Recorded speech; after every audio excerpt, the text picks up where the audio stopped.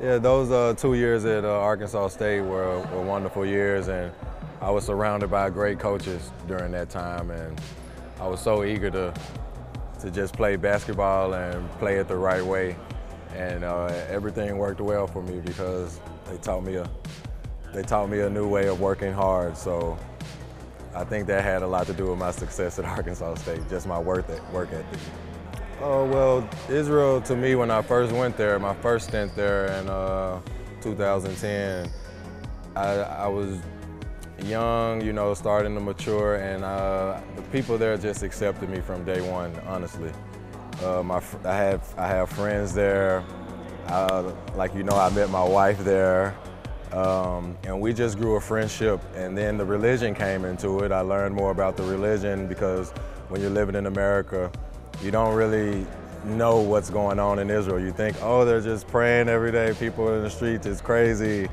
What am I gonna do? You're gonna go over there and not be able to do nothing. And I ended up having the best time of my life, but also learning a lot about their religion and Judaism.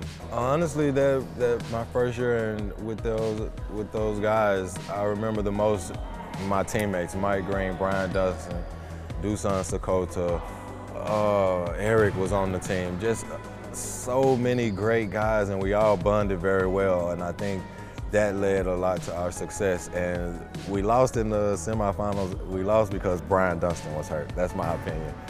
In Avellino that year, that game in the Italian Cup, that still cuts me a little bit. I was with Frank also at that time, and we were so close. And you know, David Moss made a great play on the ball on me and forced me to turn the ball over. And it was all in my hands, the faith of the whole city, a whole, you know, organization was in my hands, and I let everybody down, and it really hurt me. It took me a while to kind of get over that, and that's one of those thoughts. Every time I hear the word Avellino, I think about that. Well, I decided to go back to Israel these past 2 years because of my wife. You know, she has a life there. We have a program there, Hoops for Kids, that we have, and we wanted to be more involved in that. I wanted to be more involved in that. And the reason why I chose to leave after those 2 years was because I'm 32 now, about to be 33. Italy is one of those countries that are one of the highest levels of basketball that you can play on in the European world. And I just wanted to play on that level against all these good players that come through out here, all these great teams. And Italy is where I think I first matured as a player. You know, Frank was my first coach in Italy at Varese, and I learned so much. You know, I was a little, I guess you could say, selfish before I came. Not really, but more thinking about myself more than the full aspect of the game. And when I came to Varese with Frank, it just changed my whole mindset. Not only those people in Brindisi, but the whole region of Puglia, if I pronounced it right.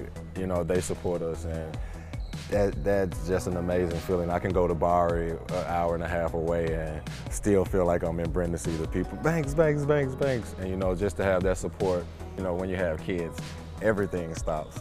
So I don't have the time to do anything. I don't have the time to even think about music or think about taking a picture.